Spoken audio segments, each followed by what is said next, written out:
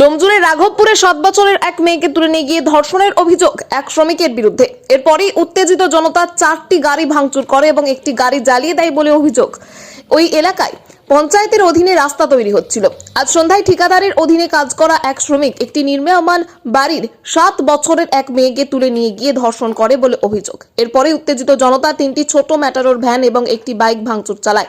আগুন ধরিয়ে দেওয়া হয় একটি ছোট ম্যাটাডোরে। খবর পেয়ে ঘটনাস্থলে ছুটে যায় ডোমজুর থানার বিরাট পুলিশ বাহিনী এবং র্যাব। অভিযুক্ত যুবক পলাতক। ঘটনাস্থলে চাপা উত্তেজনা থাকায় মোতায়েন করা হয়েছে পুলিশ বাহিনী। অভিযুক্তের খোঁজে শুরু হয়েছে তল্লাশি। শিশুটিকে মেডিকেল পরীক্ষা করা হবে বলে জানা গেছে।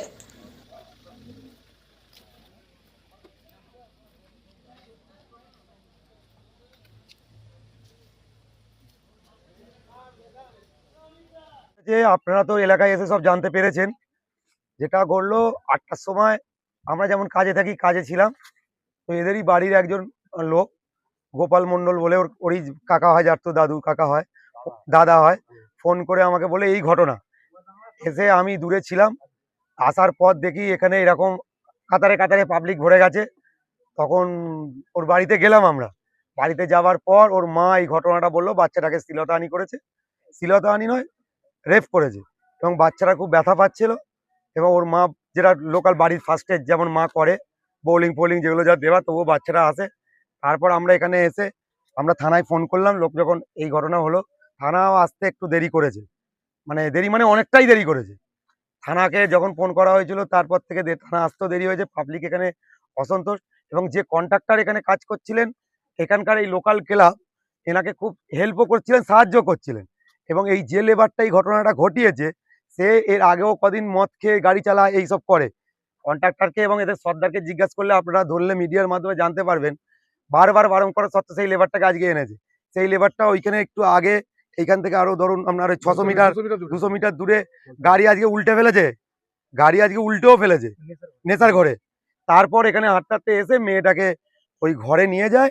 ঘরে নিয়ে যাওয়ার পর খারাপ কাজ যেটা করার সেটা করে মেয়েটা ভয় পেয়ে যেতে, মেয়েটা তখন এখানে একা ছিল। তখন এদেরই লেবারদের আরো 3টে-4টে বউ আছে, তারা ওকে ওর বাড়ি পর্যন্ত দিয়ে আসে। দিয়ে এসে এরা এত বড় অমানুষের মধ্যে, ওদের একটা বাচ্চা আছে, তারা তো কাউকে জানাবে, থানাকে, পুলিশকে। এবং কন্ট্রাক্টরকে সর্দার বলছে আমি জানিয়েছি, কিন্তু কন্ট্রাক্টর কোনো ব্যাপার নেই, কোনো ভূক্ষেপ রাখেনি। বয়স্ক কন্ট্রাক্টর কি, ব্যবসাটাই তো ওনারা বোঝেন, ওনাদের কাছে তার এগুলো নেই, রোড কন্ট্রাক্টর।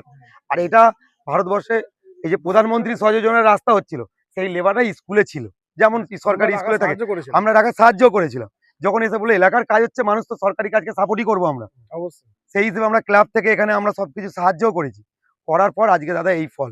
আমরা চাইছি এখানকার এই এত পাবলিক, হাজার হাজার মা বোনেদের দোষীর যেন উপযুক্ত শাস্তি হোক। আর এই আইনি ব্যবস্থা যেন খুব তাড়াতাড়ি পদক্ষেপ নিয়ে ওকে অ্যারেস্ট করুক। এখনো পর্যন্ত ওকে নাকি খুঁজে পাচ্ছে না। ভারতবর্ষ এত ইন্টেলিজেন্ট, এত কিছু, এখনো ওকে খুঁজে পাচ্ছে না।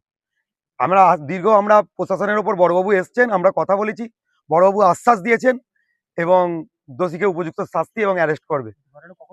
ঘটনাটা ঘটেছে এদের বাড়ি 6:30 থেকে 7টার মধ্যে ঘটনাটা ঘটেছে।